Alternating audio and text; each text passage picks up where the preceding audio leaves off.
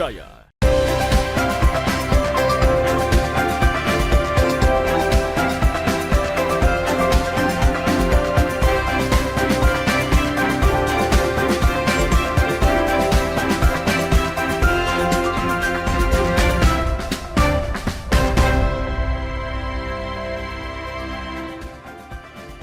Halo, selamat pagi saudara, apa kabar Anda hari ini? Senang sekali saya Wafik Asisa bisa kembali menyapa Anda di Sapa Sulsel Kompas TV Independen Terpercaya. Saudara, hepatitis menjadi salah satu penyakit yang disebabkan virus dan bisa menyerang siapa saja. Banyak faktor penyebab yang dapat membuat seseorang ini menderita hepatitis. Selain itu, banyak mitos yang berkembang di kalangan masyarakat terkait dengan penyakit hepatitis. Lantas bagaimana penanganan dan pengobatan terhadap penderita hepatitis?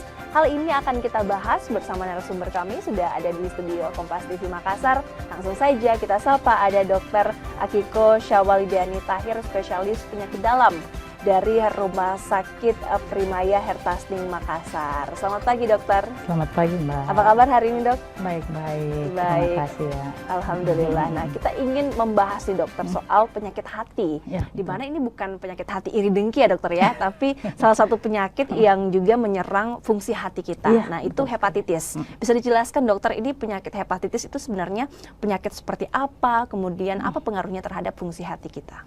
Oke, terima kasih. Hepatitis itu sendiri ya adalah peradangan dari hati yang disebabkan oleh berbagai faktor. Bisa seperti virus, alkohol, bahkan obat-obatan juga bisa mempengaruhi. Namun hari ini kita lebih mendalam ke hepatitis kausa virus karena memang mostly kebanyakan hepatitis itu disebabkan oleh virus. Dan di Indonesia pun juga kebanyakan yang terjadi itu sebenarnya hepatitis jenis apa dokter? Ada 5 sebenarnya jenis hepatitis. Ada hepatitis A, B, C, dan E. Kemudian paling banyak di Indonesia nih, di South Asia itu paling banyak B dan C memang, ya, apalagi di Indonesia. Populasi dunia sendiri itu kan ada 6 miliar 6 miliar orang. Kemudian yang terinfeksi sebenarnya itu ada 2 miliar. Dan mostly kebanyakan 75% itu ada di Asia. Kalau di Indonesia sendiri nih ya, menempati urutan nomor 1. Dulu pada tahun 2018 sudah urutan nomor 2, tapi sekarang meningkat jadi urutan nomor 1. Jadi memang bukan hal yang prestasi yang membanggakan buat kita. Sedangkan untuk di Sulawesi sendiri kita memang populasinya memang mulai meningkat begitu. Baik, ini juga cukup menjadi kekhawatiran kita ya karena hepatitis angkanya semakin tinggi, di Sulawesi Selatan pun juga angkanya makin tinggi, dan di kesempatan ini kita juga ingin memberikan edukasi kepada pemirsa di rumah supaya bisa lebih aware lagi, lebih peduli lagi masalah kesehatan hati. Nah, bisa dijelaskan juga dokter ini perbedaannya sendiri dari hepatitis A, B, dan C, karena kita sering mendengar begitu di melalui media tapi belum paham begitu soal perbedaannya seperti apa dan cara mencegahnya seperti apa dok? Oke, untuk hepatitis A sendiri itu memang dia tertularnya dari makanan. Ya, sedangkan hepatitis B dan C memang dari paparan, apakah dia pernah pakai obat-obatan seperti jarum suntik yang tidak steril, terkontaminasi dari darah, atau melakukan hubungan seks yang tidak safe. Sedangkan untuk hepatitis D dan E itu jarang sebenarnya di Indonesia, ya, bahkan kasusnya sangat-sangat sedikit.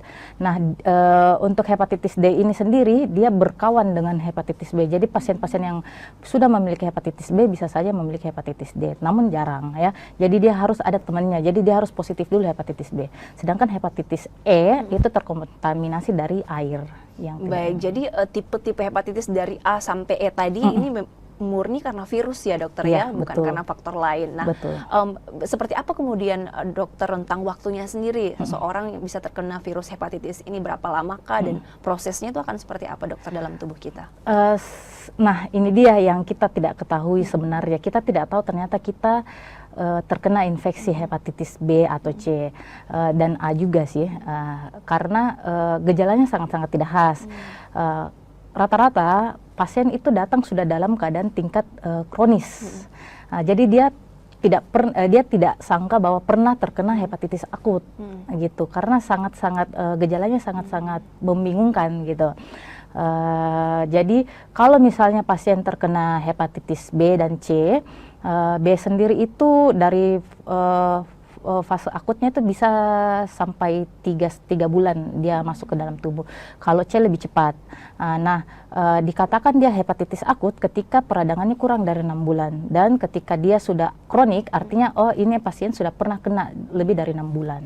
Gitu. Oke, jadi bisa dibilang organ hati kita ini berbeda dengan organ lain begitu ya, yang bisa dengan cepat untuk dideteksi bahwa sebenarnya ada masalah nih dalam organ kita, beda dengan lambung dan lain-lain ya. Kalau hati memang cukup sulit begitu. Nah, tanda yang bisa dokter untuk bisa dideteksi begitu lebih awal, lebih dini, apakah ada ciri-cirinya kah? Atau ada hal-hal lain yang dirasakan oleh pasien hingga kemudian bisa harus segera membawanya ke fasilitas kesehatan? Tanda yang paling sering itu adalah kuning kan, kuning pada mata, kuning pada badan. Kalau misalnya memang pada beberapa pasien tidak dapat nih tanda kuning, bisa juga dengan lemas, malas makan, nafsu makan menurun, bisa kita lihat dari urinnya mulai pekat atau BAB-nya dempul kayak gitu. Nah, pasien-pasien ini kadang tidak nyangka, saya lagi terkena gitu virus ini. Jadi kadang pasien sudah datang dalam keadaan sudah dalam keadaan kronis. Baik, dari sekian banyak pasien yang mungkin sudah ditangani oleh dokter, berapa persen sih dokter yang datang sudah dalam keadaan yang tinggi begitu, dan berapa persen yang datang memang sudah lebih dini bisa untuk dicegah dan melakukan pengobatan? Kebanyakan sudah kronik ya, yang datangnya sudah kronik. Kita lihat lagi, memang pasien-pasien yang sudah kronik artinya kondisinya sudah berat. Ada pun juga pasien kronik yang kondisinya tidak berat tapi sudah berobat begitu. Kita lihat lagi kalau misalnya memang dia sudah mengkonsumsi antivirus, jadi biasa gejalanya tidak terlalu berat untuk ke yang komplikasi gitu. Baik, tadi kan dokter sempat mengatakan bahwa jenis-jenis hepatitis ini ada banyak begitu, salah satunya dengan virus. Apakah ada jenis peradangan hati lain yang juga bisa berpotensi kena hepatitis, dokter?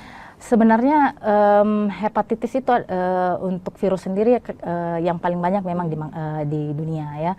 Cuman untuk jenis hepatitis yang mencederai hati itu secara ini adalah nomenklatur aja. Jadi kayak yang fokusnya adalah kausanya adalah virus. Yang lain itu misalnya kayak obat-obatan itu membuat hati cedera. Tapi kalau misalnya hepatitis ini memang dia yang membuat hati rusak gitu. Jadi sebenarnya sih rusak juga, tapi penyebab utamanya adalah virus. Tapi kalau yang obat-obatan artinya bisa kita hindari obat-obatan yang membuat virus, membuat hati meradang. Misalnya kayak paling gampang aja paracetamol, obat demam dengan dosis tinggi yang tidak terkontrol oleh dokter bisa membuat peradangan pada hati gitu. Pada hati. Nah, khusus untuk hepatitis virus yang mengenai begitu hati kita, apakah juga virus ini juga akan ke organ lain atau memang khusus untuk hati saja dokter dia menyerangnya? Kalau dia dalam keadaan kronik dan sudah berkomplikasi, jelas akan mengenai ke semua organ, bahkan bisa sampai tidak sadar. Itu sudah kronik lah, sudah artinya kalau kami bahasa medisnya sudah dekompensata, sudah tidak terkompensasi lagi oleh tubuh.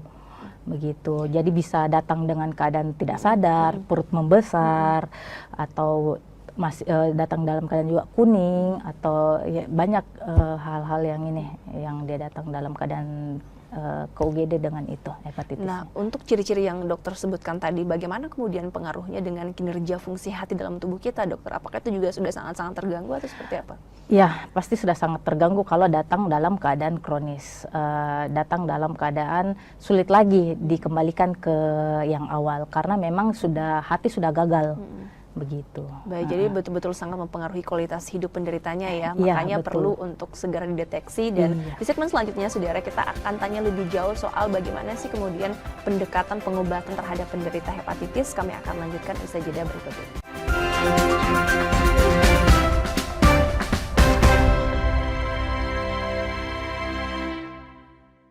Saat menangkap, mengumpulkan, dan mengolah peristiwa, secara paksa oleh penyidik, kami kerahkan upaya terbaik. Ketika menyampaikan berita serta informasi, kami tak sekadar menyapa.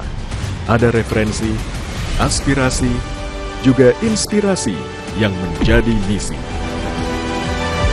Sapa Indonesia di Kompas TV. independen, terpercaya.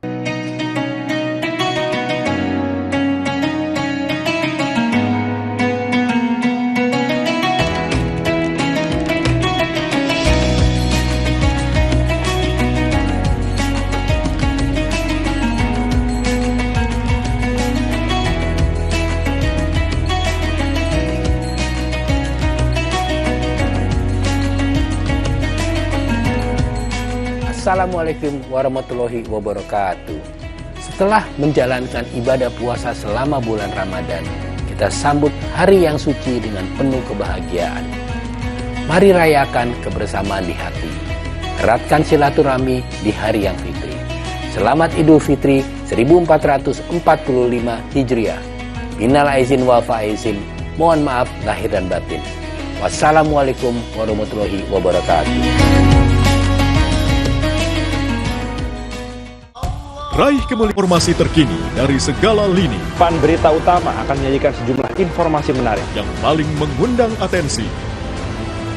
Kami kompilasi berita pilihan yang sudah kami siapkan untuk Anda. dan jadikan referensi utama untuk Anda. Dan Anda tetap bersama kami. Terima kasih.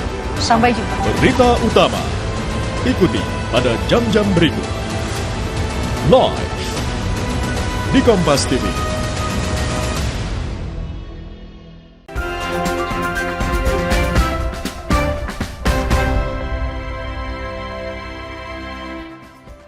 Terima kasih Anda masih bersama kami, Saudara, dalam Sapa Sulsel di Kompas TV Independen Terpercaya. Dan di segmen ini kami kembali akan berbincang bersama dengan Dr. Akiko, spesialis penyakit dalam dari Pribaya Hospital Hertasning Makassar. Nah, di segmen sebelumnya dokter kita sudah mulai mengenal nih jenis-jenis hepatitis, khususnya hepatitis virus begitu. Nah, terkait dengan hepatitis jenis A, jenis B dan C yang juga banyak begitu di Sulawesi Selatan, apakah komplikasinya, dampak komplikasi terhadap organ-organ tubuh lain, penyakit lain juga besar kemungkinannya, dokter? Ya, sangat besar kemungkinannya. Jadi hati itu sangat cantik, dia sangat cantik ya. Nanti lama-lama itu hati akan mengecil. Nah, pada saat hati mengecil lah itu sudah terjadi namanya mengkerut pertama. Nah, di mengkerut ini namanya sirosis. Nah, setelah mengkerut dia akan mengecil ya. Jadi itu sudah tidak terkompensasi. Artinya sudah banyak komplikasi yang bisa didapatkan oleh pasien. Ya, salah satunya bisa sampai kematian.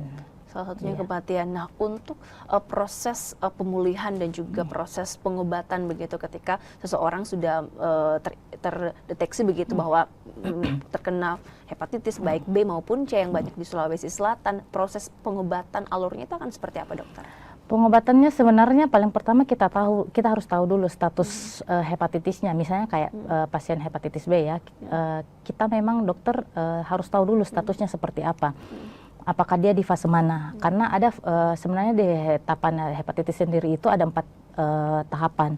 Nah, kita harus lihat ini pasiennya sebenarnya masuk di tahapan yang mana. Jika dia masuk tahapan yang memang fungsi hati meningkat, itu segera kita berikan antivirus. Antivirusnya juga sudah tersedia ya, dan juga ditanggung pemerintah juga. Nah, ketika memang ada fase istilahnya virusnya tidur gitu, itu kita nggak perlu treat gitu. Cuman kita harus kontrol terus fungsi hati, fungsi-fungsi yang lainnya. Gitu. Nah, saat melakukan kontrol juga, dokter, apakah juga besar kemungkinannya penderita ini juga menularkan hepatitis ini kepada orang lain, itu seperti apa, dok? Ya, seperti yang di awal tadi saya ceritakan bahwa ini kalau yang B dan C ini dia menular lewat darah, dia menular lewat penggunaan jarum suntik atau misalnya cairan tubuh. Cairan tubuh seperti sperma. Jadi memang harus itu ya, apa namanya, kita kalau misalnya memang ini pasien, kita ketahui memang pasien hepatitis B, ya sebaiknya kita apa namanya, memisahkan makanannya kah, atau memisahkan misalnya dia memang harus pakai jarum suntik yang harus steril, yang cuman sendiri habis pakai langsung buang kayak gitu. Misalkan kayak di rumah sakit datang ya kita begitu, kita semua harus steril pokoknya gitu. Baik, sih. semua harus steril dan bisa dibilang hepatitis ini juga sering kali begitu ya, dokter, ada mitos yang tersebar di masyarakat, ada stigma-stigma negatif tertentu yang harus dialami oleh penderitanya. Ini kita juga mau memberikan edukasi ke pemirsa di rumah. Bagaimana sih sebenarnya dokter, kalau dari dokter sendiri mendengar mitos-mitos yang berkembang di masyarakat itu seperti apa soal penyakit ini? Yang paling sering itu sebenarnya, dok boleh saya pegang pasien ini? Nah, sebenarnya sih boleh, nggak ada. Yang masalah itu ketika darah ketemu darah. Jadi misalnya sebenarnya kan ada darah kita tidak sengaja tertusuk, kemudian kita berkontak dengan pasien hepatitis B, ya itu pasti akan bisa menular, tapi selebihnya enggak.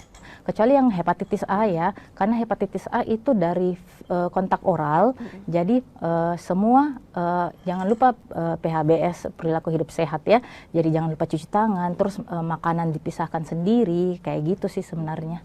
Jadi berbeda dengan flu ya dokter ya, kalau ngobrol begini tuh sebenarnya tidak menular bagi penderita hepatitis. Nah, selain itu dokter, ketika kemudian menjalani proses perawatan bagi penderita pasien hepatitis ini, berapa lama sih dokter rentang waktu yang harus dilewati hingga kemudian bisa dinyatakan sehat kah, atau seperti apa sebenarnya final dari segala proses pengobatan penyakit hepatitis ini? Sebenarnya ada target yang harus kita capai. Ketika kita mau mulai treat, kita harus periksa dulu jumlah virusnya, kita harus lihat dulu fungsi hatinya, kita harus lihat dulu apakah dia reaktif atau tidak. Ketika kita lihat, oh ternyata dia jumlah virusnya banyak, jadi dia mulai obat, mulai terapi. Jadi kita lihat itu 3 bulan, setiap 3 bulan kita cek semua darahnya, ternyata sudah mencapai target, ada lagi yang kita kurangi obatnya, kayak gitu. Intinya selama obat dikonsumsi atas petunjuk dokter, semua bisa terkontrol sih. Baik, selain terapi obat, adakah terapi metode lain dokter yang bisa ditempuh oleh pasien? Tidak, sebenarnya sih ya itu dia tadi yang saya katakan, ada pasien hepatitis yang ditreat, ada yang tidak. Nah, yang tidak ditreat ini setiap 3-6 bulan harus memeriksakan diri. Jadi tidak perlu ditreat nih, karena istilahnya virusnya masih tidur gitu. Nah, yang aktif ini yang harus ditreat. Jadi selama tidak ditreat ya harus jangan terlalu capek, menjaga kebugaran tubuh dan lain-lainnya. Gitu. Baik, ketika tadi pasien sudah menjalani terapi, melewati berbagai proses begitu, apakah ada pantangan atau hal-hal tertentu yang krusial begitu untuk diperhatikan oleh pasien? Sebenarnya sih nggak ada. Bahagia. Jangan lupa selalu makan makanan yang bergizi, jangan terlalu memikirkan penyakitnya. Kemudian paling penting jangan terlalu terbebani. Intinya kontrol saja secara rutin. Nanti kalau misalnya jangan juga kecapean, itu aja sih sebenarnya. Baik, pada dasarnya semua penyakit pun juga pola hidup sehat, makan teratur itu menjadi hal dasar yang harus semuanya patuhi begitu ya dokter ya. Baik, kita harus sudah dokter di segmen selanjutnya, saudara, kami akan bahas lebih jauh soal penyakit hati dan lawan hepatitis. Kami akan kembali usai jeda berikut ini.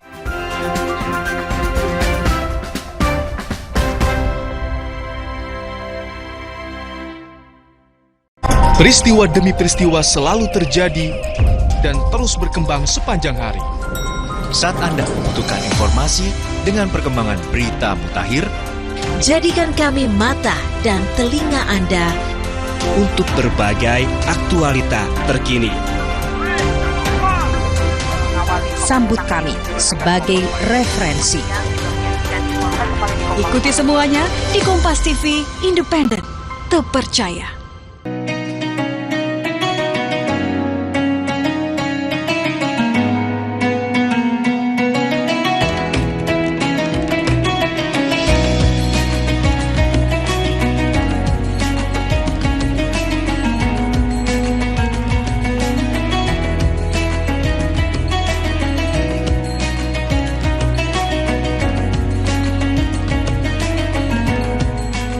Assalamualaikum warahmatullahi wabarakatuh.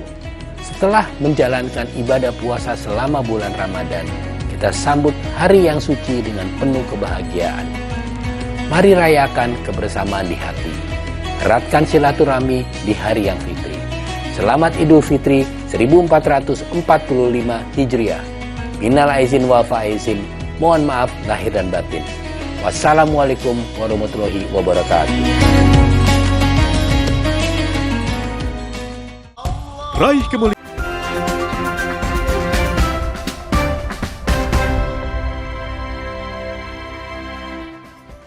Terima kasih Anda kembali menyaksikan Sapa Sulsel Saudara di Kompas TV Independen Terpercaya. Masih bersama saya Wafik Asisa. Kita kembali akan berbincang bersama dengan Dr. Akiko dari Primaya Hospital Hertasning Makassar. Dokter, di segmen ini kita juga akan kembali mengenal lebih jauh nih soal masalah hepatitis yang bisa dibilang cukup tinggi begitu terjadi di Indonesia dan juga di Sulawesi Selatan. Nah, untuk hepatitis virus baik itu A kemudian sampai E tadi, sebenarnya rentang usia berapakah dokter yang kemungkinan besarnya itu bisa terpapar, atau apakah memang semua rentan usia juga punya potensi yang sama untuk terpapar virus ini?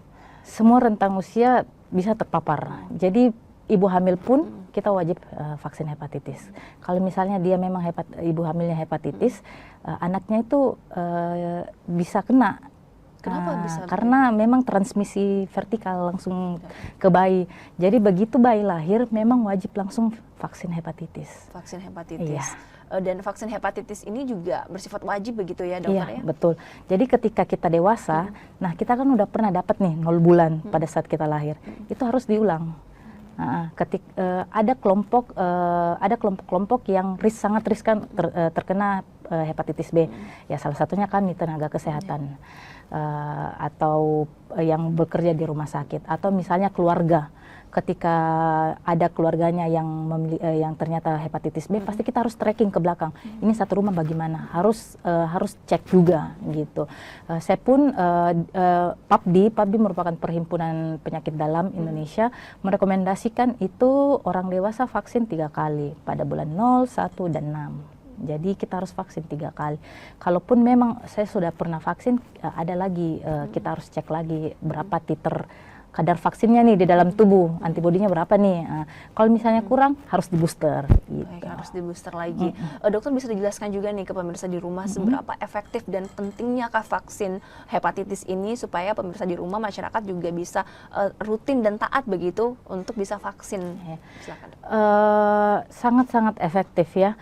Jika kita tidak sengaja terkena atau apa, ada antibodi yang di dalam, ada vaksin yang melindungi kita. Itu pun kalau misalnya pasien kita tenaga kesehatan juga atau teman-teman yang mempunyai keluarga vaksin atau sudah vaksin dan terkena dengan pasien hepatitis B, itu pun tidak terlalu khawatir begitu. Di Indonesia ini hanya sedikit 45% bayi baru lahir yang divaksin.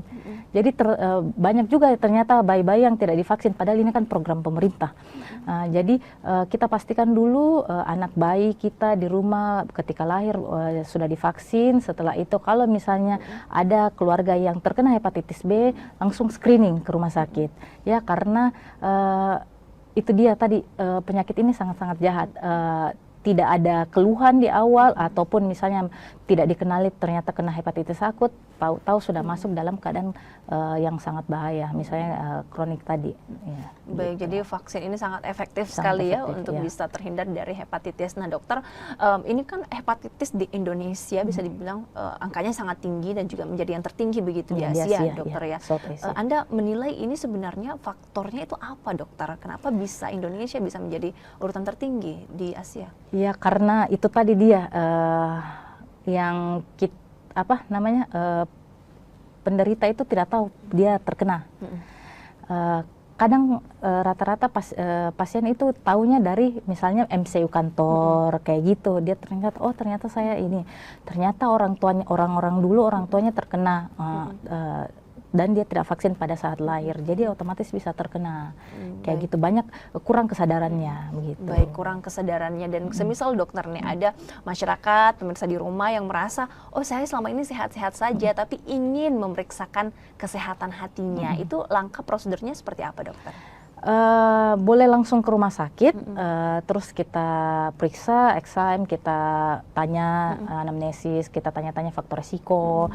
Setelah itu kita bisa periksa darahnya dan kita lihat di situ. Kalau memang dia positif, kita tentukan lagi apakah fungsi hatinya bermasalah, apakah dari USG-nya belum ada, hatinya mengecil, apa segala macam. Dan kita periksa jumlah virusnya apakah masih sedikit atau lagi flare itu lagi banyak-banyaknya begitu. Kalau misalnya memang dia tidak perlu ditreat, ya kita sarankan untuk kontrol lagi 6 bulan berikutnya. Nah, untuk di Primaya Hospital Hertasning Makassar, dokter bisa dijelaskan juga pemirsa di rumah apa saja sih kemudian pelayanan dan juga penanganan yang diberikan khusus untuk pasien hepatitis ataupun juga masyarakat yang ingin memeriksakan kondisi hatinya di Primaya? Iya, di Primaya sendiri kita lengkap vaksin hepatitisnya, mau untuk dewasa juga, untuk anak-anak juga. Jadi teman-teman jangan lupa untuk screening ya, karena kita tidak tahu apakah di sekitar kita atau keluarga kita sudah terkena dan ternyata sudah menular ke kita. Kita tidak pernah tahu. Makanya ini juga disebut silent killer ya, karena tahu-tahu kita ternyata positif. Jadi jangan lupa untuk di screening ya. Nah, di Primaya Hospital juga menyiapkan fasilitas itu ya, menyiapkan dokter. fasilitas itu. Baik. Iya. Terakhir dokter, bisa diberikan juga pesan penting Anda, edukasi Anda ke pemirsa di rumah untuk bisa menjaga kesehatan hati kita dan juga bisa menghindari virus hepatitis. Silahkan dokter. Ya, untuk hepatitis sendiri ini memang diam-diam mematikan ya. Jadi jangan lupa selalu perilaku hidup sehat, jangan lupa selalu cuci tangan, hindari makanan yang misalnya restoran yang tidak jelas cara masaknya. Terus misalnya harus juga vaksin, karena vaksin itu sangat-sangat melindungi kita. Walaupun kita tidak tahu ternyata di sekitar kita ada yang terkena positif hepatitis, karena ada vaksin yang melindungi kita, jadi imun tubuh kita mengeliminasi virus-virus tersebut. Terus kalau misalnya memakai jarum suntik ataupun kayak tato begitu, harus yang betul-betul steril kalau memang lagi mau ya. Terus harus safe, itu saja sih. Dan jangan lupa berolahraga, rutin teratur. Baik ya, hidup sehat lagi-lagi ya, ya dokter. Lagi-lagi ya. hidup sehat. Baik dokter, untuk pemirsa di rumah yang ingin konsultasi langsung sama dokter, bisa dikasih juga nih infonya, dokter praktiknya setiap hari apa di Primaya? Saya di Primaya setiap Senin sampai Jumat jam 8 sampai jam 4 sore. Iya. Jam berapa dokter? 8 pagi sampai 4 sore. Jam 8 pagi sampai jam 4 sore bersama dokter Akiko. Terima kasih banyak Ya, dokter sudah berbagi banyak wawasan nih soal kesehatan hati dan juga hepatitis bersama dengan pemirsa di rumah. Terima kasih juga untuk Primaya Hospital Hertasning Makassar untuk kerjasamanya bersama dengan Sapa Sulsel. Mari sama-sama saudara kita jaga kesehatan hati, kita jaga pola hidup sehat agar bisa terhindar dari virus hepatitis. Nah, terima kasih saudara sudah menyaksikan Sapa Sulsel. Saya Wafik Asisa, mewakili seluruh kerabat kerja yang bertugas pamit. Terima kasih, selamat beraktivitas, sampai jumpa.